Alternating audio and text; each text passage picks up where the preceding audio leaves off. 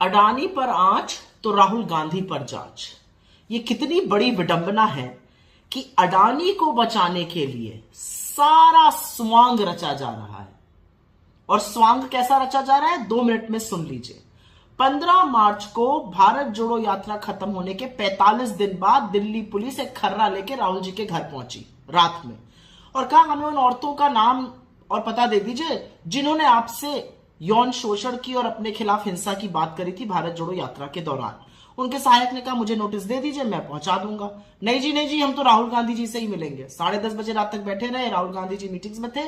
वो अगले दिन सुबह 8 बजे आए। राहुल जी उनसे मिले, उनसे नोटिस ली और कहा कि ठीक है, मैं 10 दिन में इस नोटिस का जवाब दूंगा। 19 मार्च को वो दोबारा से आ गए पूछताछ करने के लिए।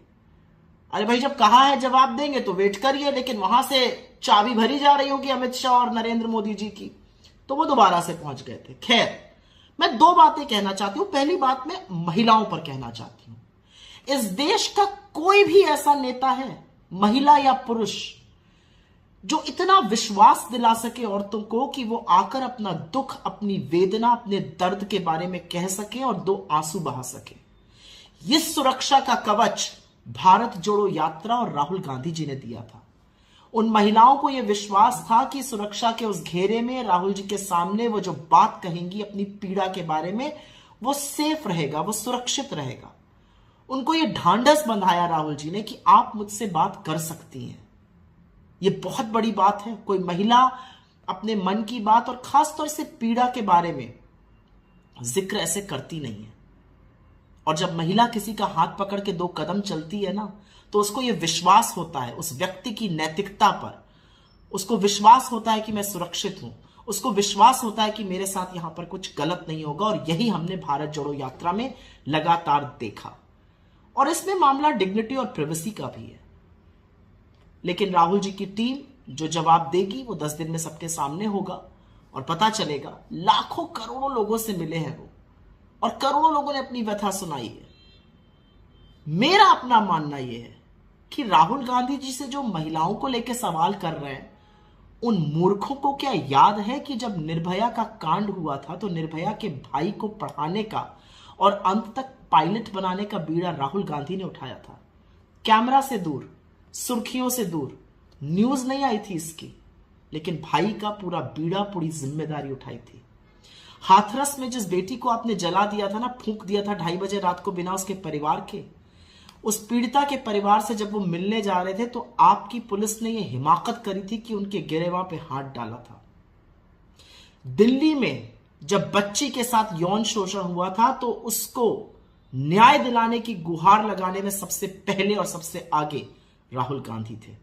उस राहुल गांधी से आप महिलाओं को लेकर सवाल पूछिएगा। मुंह मत खुलवाइए मेरा, क्योंकि अगर मैंने आपकी पार्टी के लोगों पर और दुष्कर्मों पर मुंह खोलना शुरू कर दिया तो कहीं छुपने लायक नहीं रहेगी भारतीय जनता पार्टी। लेकिन ये सारा तंत्र, ये सारा स्वांग, ये सारी पुलिस क्यों हो रहा है? क्योंकि मित्र को बचाना है। जेपीसी हम गठित नहीं करेंगे, संसद में हम नहीं बोलने देंगे, संसद को म्यूट हम कर देंगे, बोलेंगे तो नारेबाजी हम करेंगे, संसद को स्थगित हम कराएंगे, विपक्ष भी नहीं कराएगा, अब तो सत्ता पक्ष कराएगा। और आप जिस तरह से राहुल गांधी के खिलाफ पुलिस भेज के आपको लग रहा है कि वो डर जाएंगे और अडानी पर पूछेंगे नहीं। अरे साहब, भूलिए मत, राहुल सावरकर नाम नहीं है, राहुल गांधी नाम है। लेकिन मैं तो चाहती हूं कि आप जो कर रहे हैं वो और करिए, क्योंकि ये देश भी तो देखे कि आप असली में है क्या, आपका असली चाल चरित्र और चेहरा क्या है। मैं तो चाहती हूं कि वो आप और करें, पूरी पोल पट्टी तो खुले, सबको समझ में तो आए 60 गांठ अडानी से कितनी लंबी है, सबको समझ में तो आए कि क्या फजीहत करवाने पर आप तुले हैं। एक बात सच है, मालिक को बचाने के लिए पूरी सरकार मैदान में उतर चुकी है।